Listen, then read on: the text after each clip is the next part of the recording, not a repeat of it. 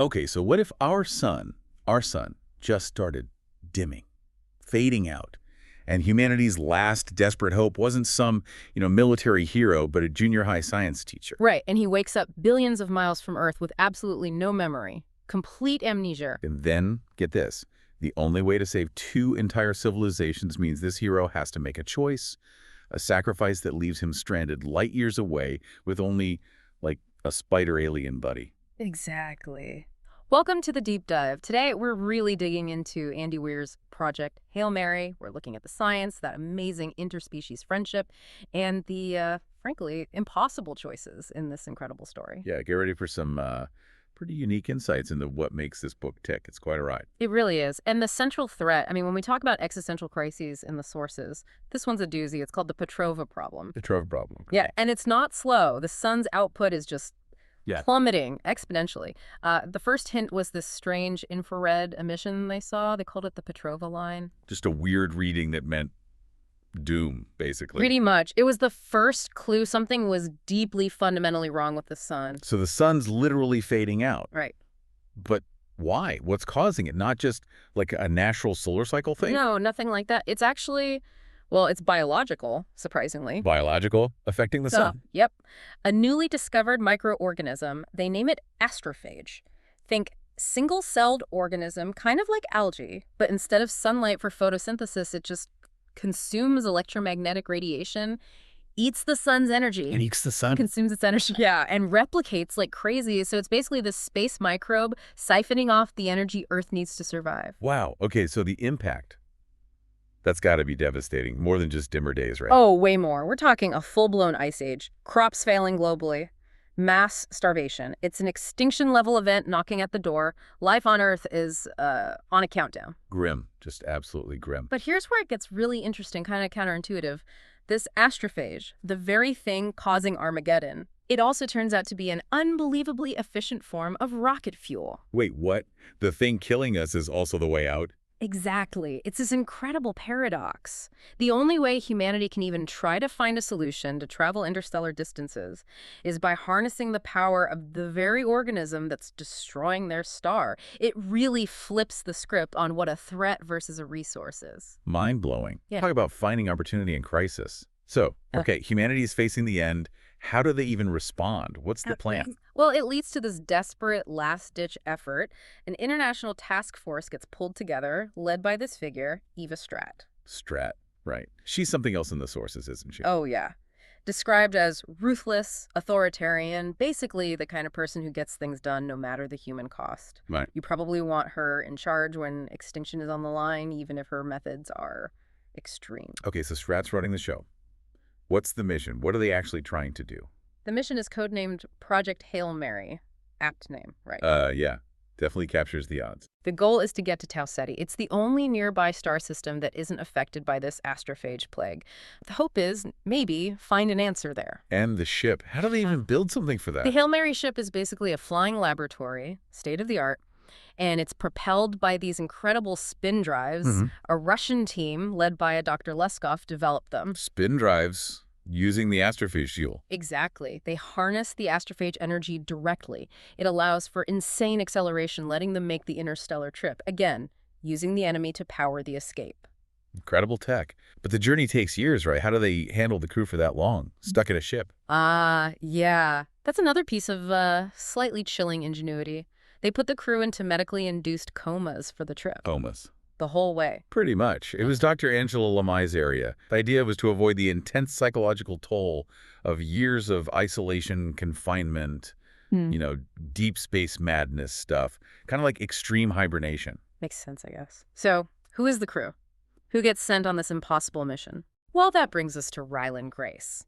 And he's the definition of an unlikely hero. He's the science teacher, right? Exactly. Former molecular biologist, but yeah, teaching junior high when this all goes down. Strat basically forces him onto the team. Why him? What's so special about a science teacher? He'd written this controversial paper years ago.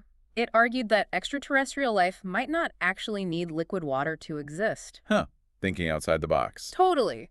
And that made him sort of uniquely qualified for dealing with truly alien life xenobiology. Strat needed someone who could think differently about life itself. And he actually contributes quite a bit before the mission even launches. Oh, massively. Grace is the one who identifies Astrophage, gives it its name. He figures out its properties, its life cycle, even discovers it reproduces on Venus using CO2. Key breakthroughs. But he wasn't originally supposed to go, was he? No, he was the backup, kind of. But then there's this terrible accident. The primary and alternate science specialists, Dr. Shapiro and Dr. Dubois, they die. Yeah. Suddenly, Grace is the only one left with the right expertise. Strat basically appoints him lead science specialist and puts him under sedation just before launch. He literally wakes up on the mission without even knowing he was the final choice. So he's launched into space, asleep, having lost his memory, becoming the last hope without even, consenting in the end. Pretty much. Imagine this. You wake up, you're in a small room, machines humming, you don't know your name, you don't know where you are, you don't know why you're there. Then, slowly, agonizingly, you piece together that you're on a spaceship, your crewmates are dead, and the survival of Earth rests entirely on you. That's terrifying. Just utterly isolating. And the way he recovers his memory, it's not instant. Not at all. That's what's so great in the sources. It's gradual. Memory flashes triggered by, scientific problems he's solving. Yeah. He has to use his intellect, his scientific method, to figure out not just the mission, but himself. It's incredibly well done, that psychological aspect. So he's rebuilding his own identity while trying to save the world. Adds a whole layer to it. And then he finds out he's not alone out there. Right. Just when you think the isolation can't get worse. He reaches Tau Ceti, and bam, another ship. He calls it Blippe. Another ship? From where? Turns out it's from the 40 Eridani system, which means, another star system, another civilization is dealing with the same astrophage problem. So it's not just our sun. Nope, it's spreading. And on that ship, a single survivor. An alien. 5 limbs, looks kind of like a spider. Grace eventually calls him Rocky. First contact in deep space, with the fate of 2 species hanging in the balance. Wild. How do they even talk? That's another brilliant part. They figure it out. Slowly.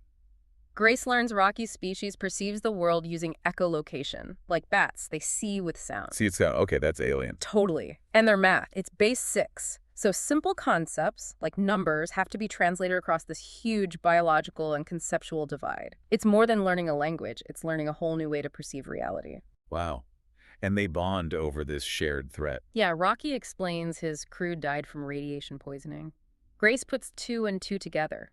Astrophage absorbs radiation. Rocky must have survived because he spent time near his ship's fuel tanks, shielded by the astrophage itself. Shared enemy, shared problem. So this leads to them working together. Absolutely. They pool their knowledge, their engineering skills. It's this amazing interspecies collaboration. And they find something incredible. The solution. Looks like it.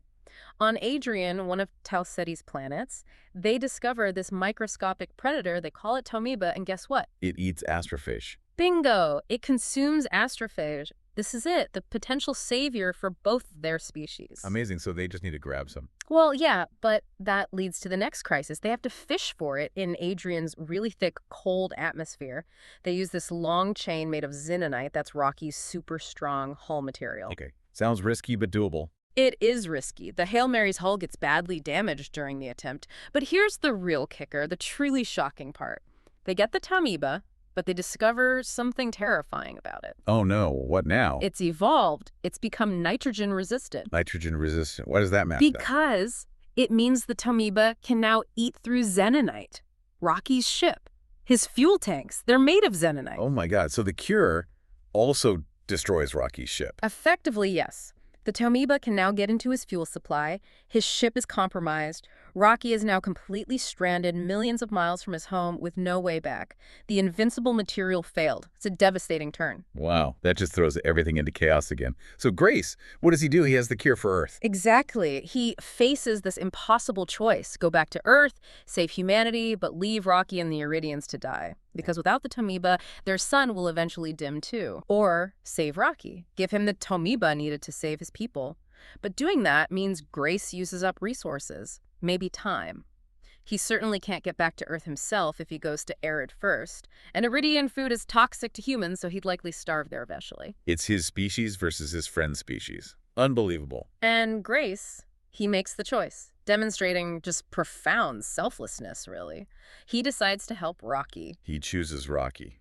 over Earth? Well, he ensures Earth gets the cure first. He sends back these small, unmanned probes. They call them beetles. Another scientist named Steve Hatch developed them.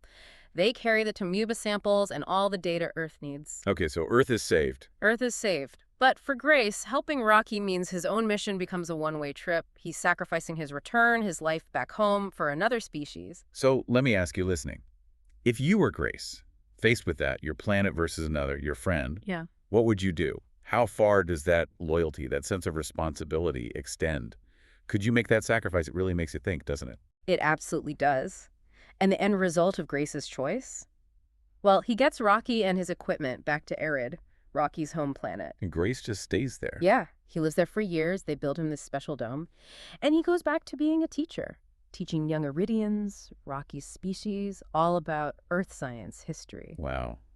He becomes an ambassador almost, an educator on an alien world. Pretty much. And then years later, about 13 Earth years pass. They get confirmation. That Earth is okay. Yep. News arrives. Somehow, the book implies, Rocky helps figure out a way that the Tamuba worked. The astrophage round Sol are gone. The sun is back to normal. Earth is saved. So Grace knows his sacrifice wasn't in vain, does he? Mm-hmm. Does he ever go home? The book ends with him considering it. The possibility exists. Maybe the Iridians could help him build a ship or something eventually. But he chooses to stay. He stays on Arid with Rocky, with the civilization he helped save and has become a part of. He chooses to stay, even after saving Earth. Yeah. And that's a really powerful, maybe even controversial point to unpack. He dedicates the rest of his life to this alien species. It makes you question, what is home?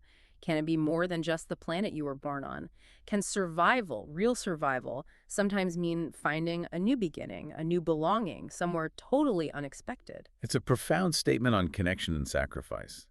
Definitely challenges the idea of just returning to the status quo. Absolutely. And that really brings us to the core themes running through Project Hail Mary.